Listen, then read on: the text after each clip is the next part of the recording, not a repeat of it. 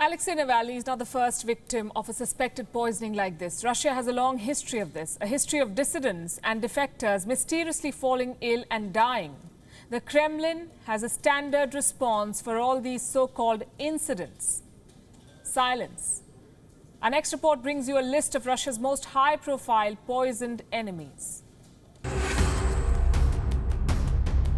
Sergei and Yulia Skripal, Viktor Yushchenko,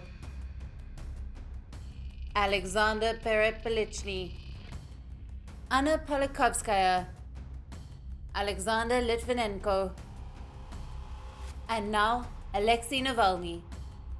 These 7 names have 2 things in common. They are all Russians, and they were all poisoned under the presidency of Vladimir Putin. These 7 high-profile names are believed to be targets of a cold and calculated vengeance.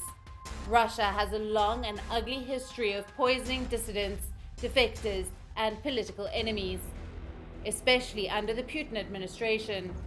The targets have been struck both in Russia and abroad.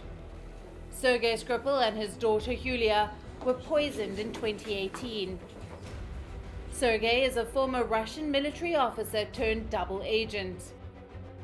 During the 1990s and the early 2000s, he fed information to the British intelligence services. Sergei was arrested and imprisoned.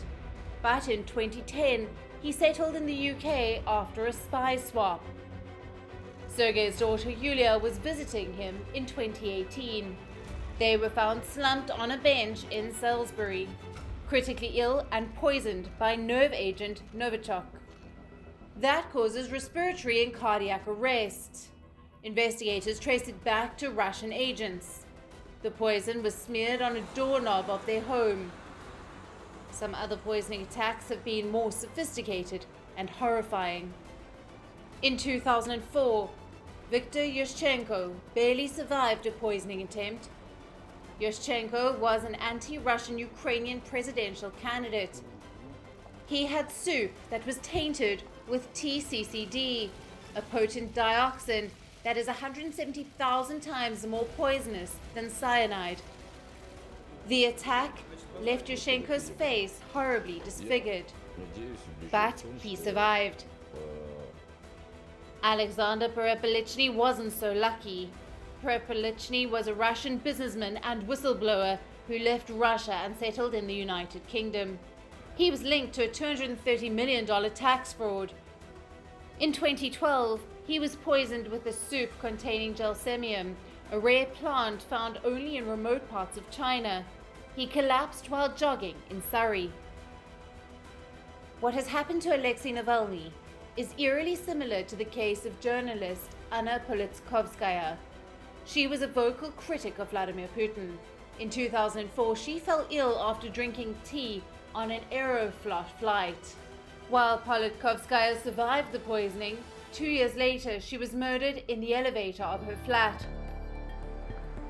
Only in a few cases has the world been able to clearly establish the Russia link. Alexander Litvinenko was a Russian spy. He fled to the United Kingdom after becoming a fierce critic of the Kremlin. He was killed using radioactive polonium-210, administered once again through a cup of tea in 2006. A public inquiry was ordered in the United Kingdom. It revealed that the orders to assassinate Litvinenko most probably came from Russian President Vladimir Putin himself. Assassination through poisoning has been Russia's preferred method to kill since 1921. That was the year when the Soviet Union established its laboratory called the Chimera, a lab to make poisons. The Soviet Union invested heavily on the development of poisons during the Cold War too. Modern-day Russia seems to have retained them and has shown no qualms in using them. Bureau Report, WION World is One.